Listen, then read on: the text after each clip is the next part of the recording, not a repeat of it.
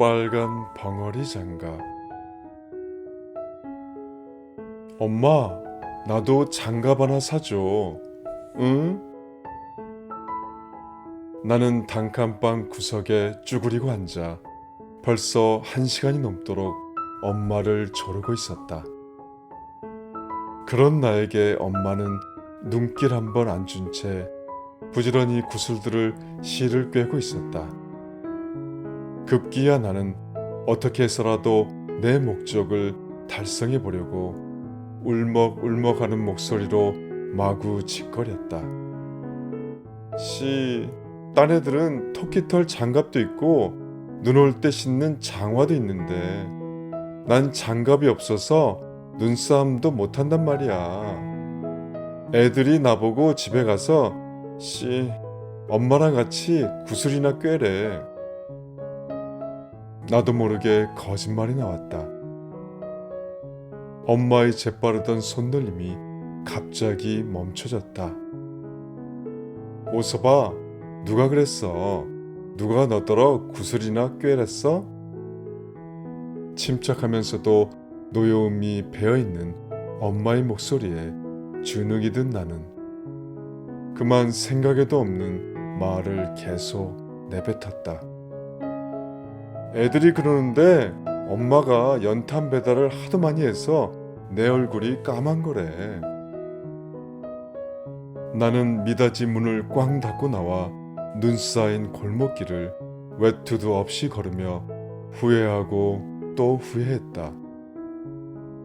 사실 그런 놀림을 받은 적도 없었고 힘들게 밤낮 일하시는 엄마를 슬프게 할 생각도 없었다. 단지 오늘 점심시간에 눈싸움을 하다가 장갑이 없어서 손이 조금 시려웠을 뿐이었다. 나 말고도 장갑 없이 눈싸움한 아이들은 몇 더 있었다. 손을 호호 불어가면서 하면 까지 별거 아닌데 그런데 괜히 엄마를 속상하게 만든 것이다. 생각이 여기에 이르자 온몸에 기운이 쭉 빠졌다. 그날 저녁 엄마는 아무 말도 없었고 나 역시 그랬다. 중학교 다니는 형만 겨울방학에 들떠 혼자 떠들어댔다. 나는 낮에 엄마를 속상하게 한 것을 용서받고 싶었지만 저녁상 물리고 자꾸만 졸음이 몰려와 아랫목에서 그만 잠이 들어버렸다.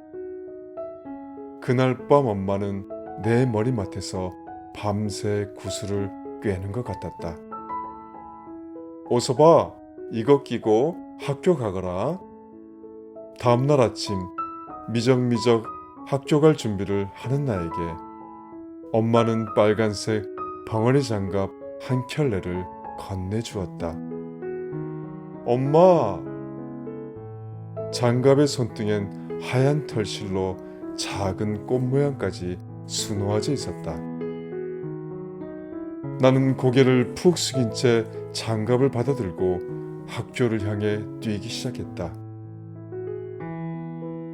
그날 오후 학교를 다 마친 뒤 친구들과 왁자지껄 떠들며 언덕을 오르는데 저만치서 연탄을 나르고 있는 엄마의 모습이 보였다.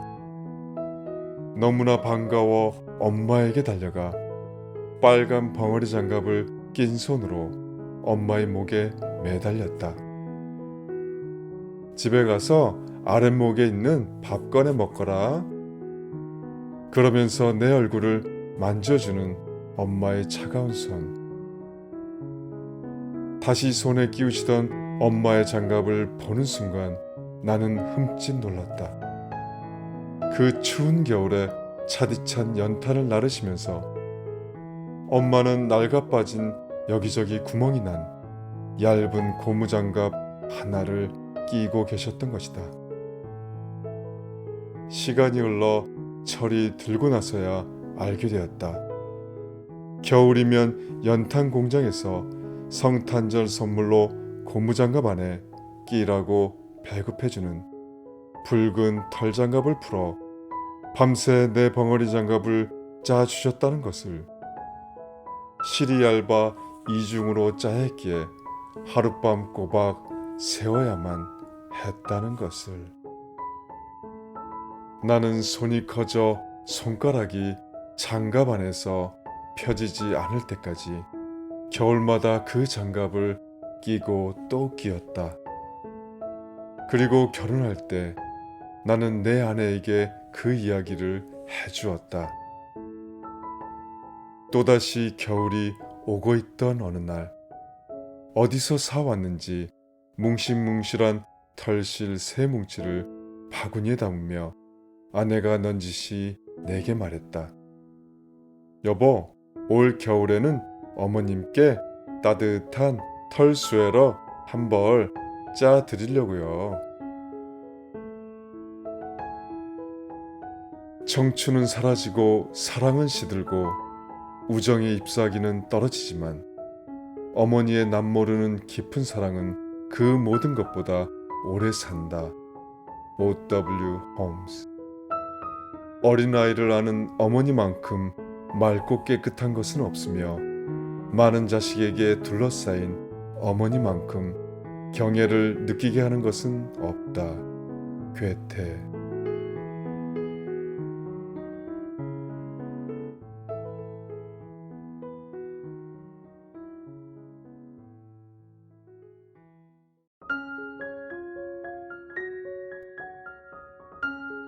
나에게 하는 칭찬. 잡고 있는 것이 많으면 손이 아픕니다. 들고 있는 것이 많으면 팔이 아픕니다. 이고 있는 것이 많으면 목이 아픕니다. 지고 있는 것이 많으면 어깨가 아픕니다. 보고 있는 것이 많으면 눈이 아픕니다. 생각하는 것이 많으면 머리가 아픕니다. 품고 있는 것이 많으면 가슴이 아픕니다. 모두 다 내려놓으세요. 전부 다 놓아버리세요. 그리고 편안하게 사세요. 우리가 아픈 것이 많은 것은 모두 다 갖고 있기 때문입니다. 힘이 들 땐 잠시 내려놓고 쉬세요.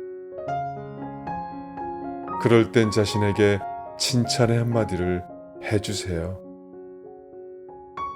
여기까지 참 잘 왔구나. 고생했네. 힘들었지? 오늘 하루 나 자신에게 칭찬의 한마디를 보내보세요. 이만하면 열심히 안 살았나? 그래, 참 잘하고 있다. 소소한 한마디가 그 어떤 힘보다 강하게 되어 있습니다.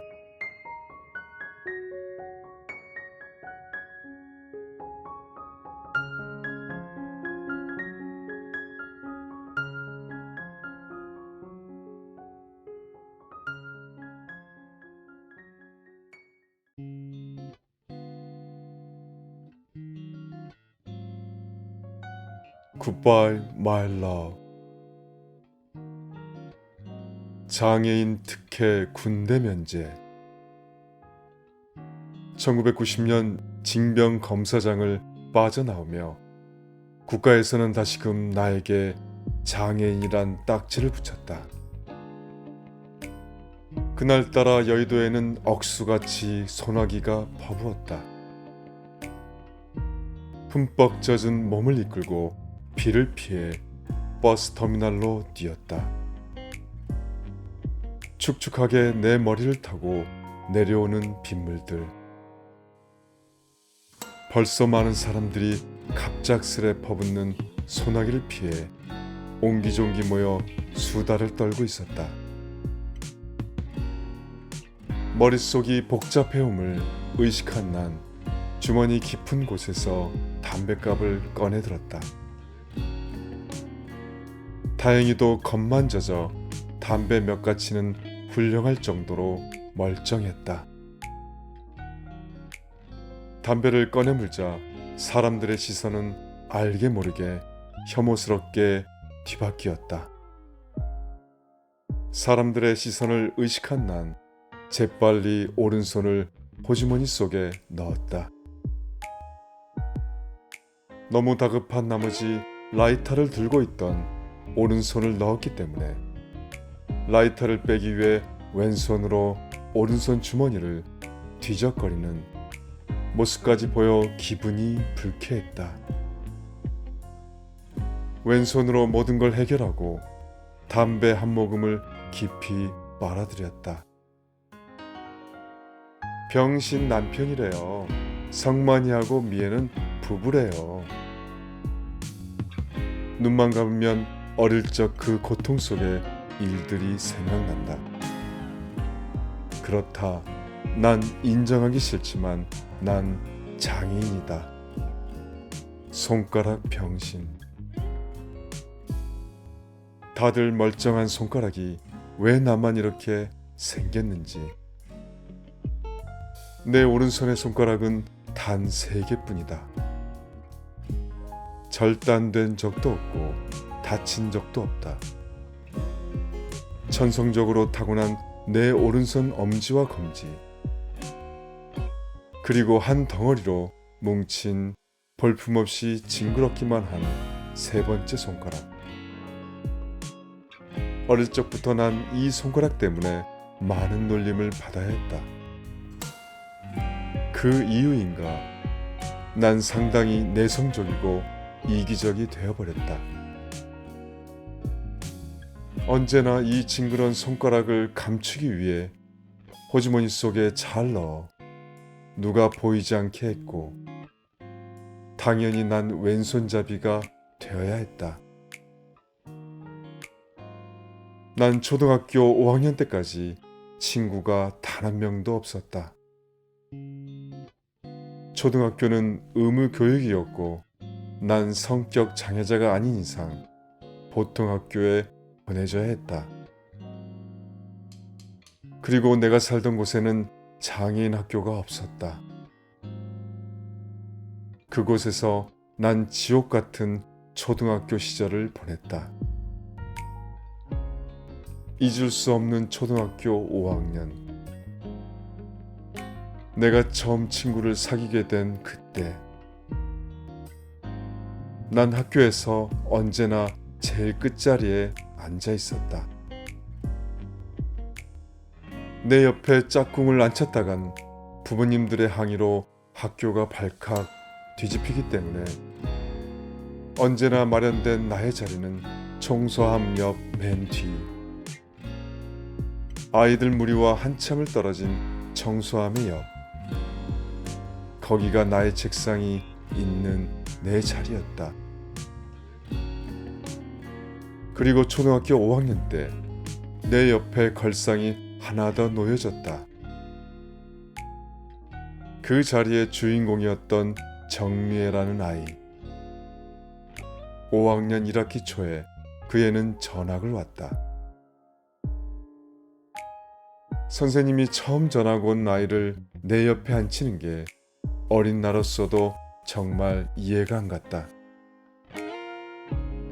나 자신도 인정하기 싫지만 애들이 싫어한다는 것쯤을 느낄 수 있었으니 곧 내 옆에 이 아이도 내 오른손을 보고 놀래 날 피하고 다른 아이들과 함께 놀릴 것 같은 생각이 들었다.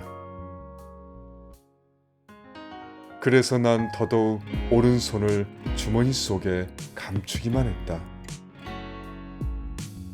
하지만 시간이 흐를수록 그건 나의 빗나간 생각이란 걸 느끼게 되었다.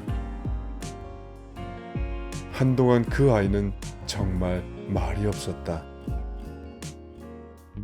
그냥 나의 어리벙한 표정을 보고 배시시 웃기만 했다. 정말 맑은 눈을 가진 아이였고 너무나 순진하고 청순할 정도로 깨끗한 모습을 풍겼다. 처음에는 몇 마디 걸어볼까 했지만 나 때문에 이 아이도 놀림을 받을 것 같아 그냥 말았다.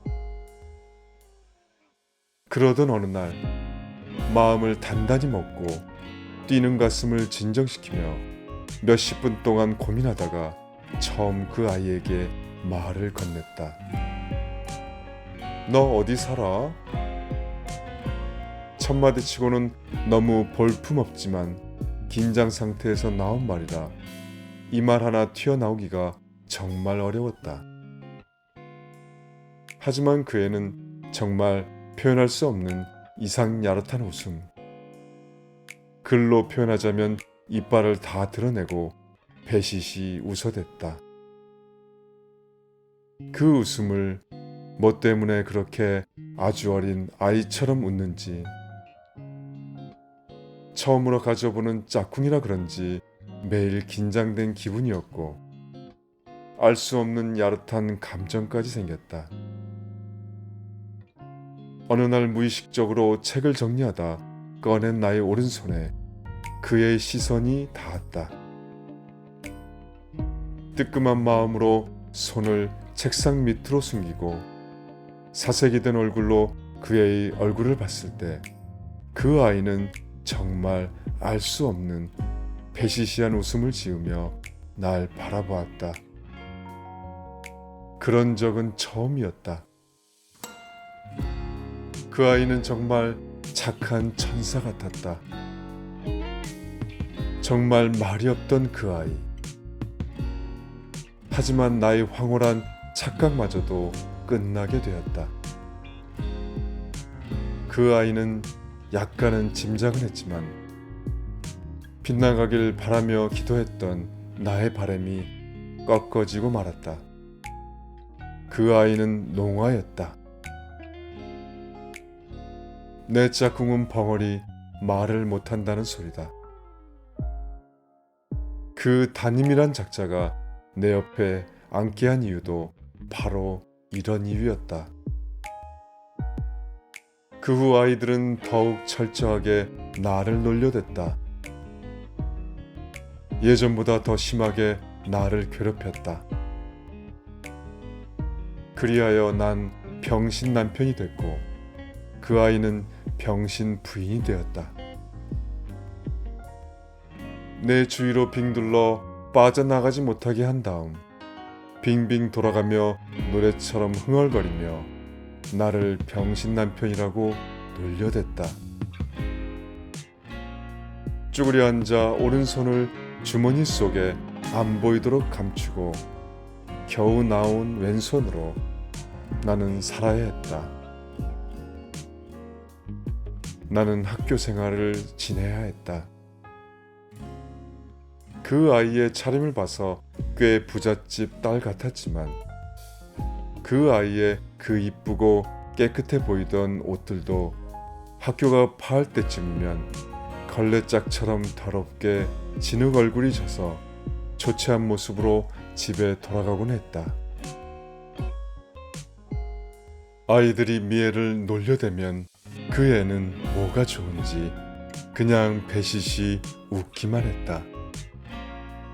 그 아이가 할 수 있는 건 그냥 배시시 웃는 것뿐이었다. 배시시 웃는 그 애한테 아이들은 흙을 뭉쳐 던지고 돌을 던지곤 했지만 그 애가 하는 것이라고는 배시시 웃을 뿐 화를 내거나 우는 적이 없었다. 반 아이들이 우리들의 몸에 손이라도 스치기만 하면 벌레 만지듯 놀란 듯 인상을 찡그리고 심한 아이들은 손까지 씻곤 했다. 우리는 그렇게 벌레보다 못한 취급을 받았다. 차라리 우리를 외면하는 게 우리에게는 도움이 됐다. 한바탕 놀림이라도 받고 나면 며칠 동안 계속 터져나오는 울음을 참을 수가 없었기 때문이다. 어느 늦은 봄날이었다. 그날도 한바탕 아이들에게 놀림을 받던 미애가 그냥 배시시 웃어버리자 아이들은 재미없는 듯 그만두었다. 난 미애가 그렇게 배시시 웃는 게 정말 싫었다. 왜 화도 내지 않고 울지도 않고 저렇게 배시시 웃을까? 학교가 파하고 난 미애를 따라가 다짜고짜 따지고 들었다.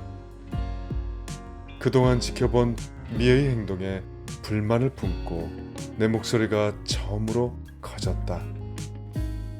넌 정말 바보야. 분노에 찬 나의 목소리. 태어나서 처음으로 남에게 덤벼봤다. 그때 처음 그 아이는 배시시 웃지 않았다. 찡그린 눈으로 답답한 표정보다는 멍청하다는 듯 날 내려다보는 눈빛으로 책가방을 내려놓고 그 안에서 조용히 연습장을 꺼내어 한자 한자 써내려가기 시작했다. 미애가 써내려간 글귀는 내가 정말 바보인 줄 아니? 저런 멍청이들이 놀린다고 울게? 정말 바보는 너야. 넌 맨날 울기만 하잖아. 그 말이 끝나자마자 난 미애의 연습장을 발로 걷어차고 미친 듯이 뛰었다. 그때 분에 찬 미애의 눈을 처음으로 봤다. 미애가 처음으로 나에게 한 그 글귀. 아니 그 말, 그건 사실이었다. 난 바보였다. 다음날 팅팅 부은 눈으로 학교에 왔다. 밤새도록 울다 잠이 들었다. 미애가 한 말, 너무나 가슴이 아파왔다. 그 어떤 놀림보다도 날 피할 줄 알았던 미애는 다시 그 이상야릇한 배시시한 웃음을 짓고 있었다. 그날도 어김없이 짓궂은 아이들이 점심시간 때 미애를 놀리기 시작했다. 자기와 부딪혔단 이유로 더럽다며.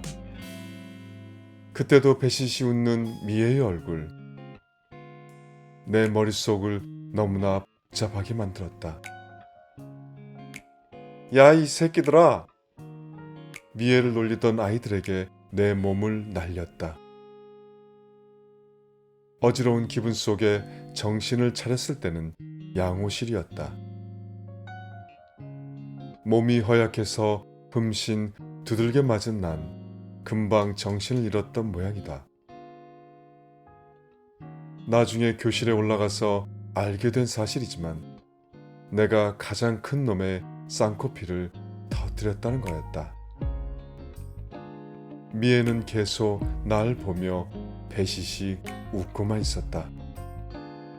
그 코피를 터뜨렸다는 것 하나만으로 난 내 얼굴에 멍들을 다 보상받을 수 있었다.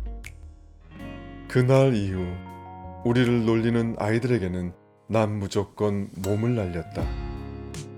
지던 이기던 내가 망가지던 말던 6학년으로 올라갈 때쯤에는 미애와 나를 대놓고 놀리는 애들은 거의 없었다. 그래도 나랑 싸운다는 것 자체가 아이들에겐 너무나 불쾌한 일이라 놀리는 걸 꺼려했다. 그때부터 나와 미애는 학교 수업이 끝난 뒤에는 언제나 청평댐이 내려다 보이는 커다란 느티나무 아래 앉아 그냥 얼굴만 쳐다보며 둘 다 바보처럼 배시시 웃던 기억이 난다. 그 파란 하늘과 초록빛 강, 나의 추억 속에 가장 깊이 자리 잡은 그 언덕, 해가 질 때면 장밋빛으로 변하는 언덕. 미애는 정말 이제 나의 짝꿍이 되었고 배시시 웃는 미애의 얼굴이 너무나 아름답게 느껴졌다. 언제나 같이 다니던 단짝 친구 미애가 6학년 때 해외로 이민을 떠났다. 미애가 떠나기 전 준 가죽 목걸이는 아직도 가지고 있다. 떠나기 전 전날 밤이 새도록 울었던 기억이 난다. 미애가 떠난 곳은 미국이었다. 미애가 떠났어도 난 미애의 소식을 계속 들을 수가 있었다. 내 짝꿍의 편지. 미애의 커가는 모습이 사진 속에 담겨왔고 미애는 해가 갈수록 아름다워졌다. 머리가 허리까지 내려왔고 깊고 쌍꺼풀 졌던 눈도 이제 성숙해가며 더욱 까만 눈동자가 반짝거리는 듯했다. 한 달에 수십 통씩 오던 편지들. 내가 고2 때까지 미애에게 받은 편지만 1000통이 넘어갔다. 내 평생 단 한 번이었던 내 짝꿍 미애.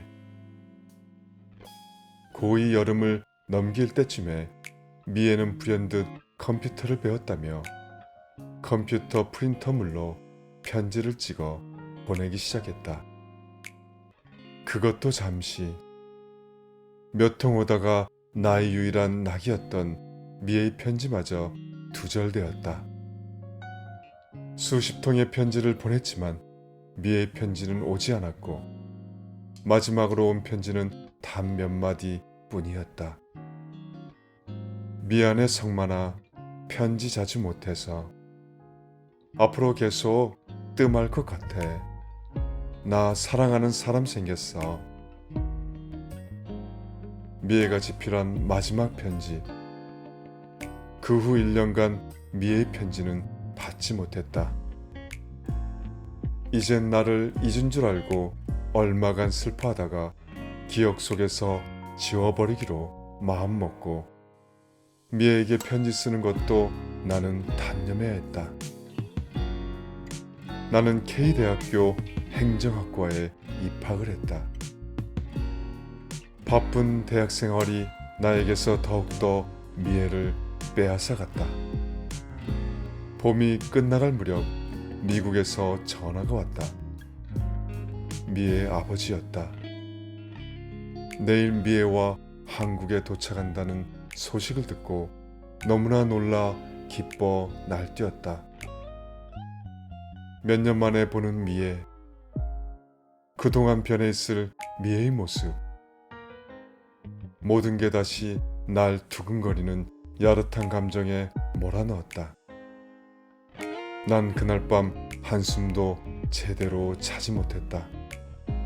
새벽녘에 일어나 옷단장을 하고 바르지 않던 무스도 머리에 흠뻑 발라 나름대로 멋을 내어 넘겼다. 공항으로 가는 내 모습은 영락없는 어린아이였다. 사진 속에서 본 미애의 아름다운 모습을 직접 보려니 너무나 두근거렸다.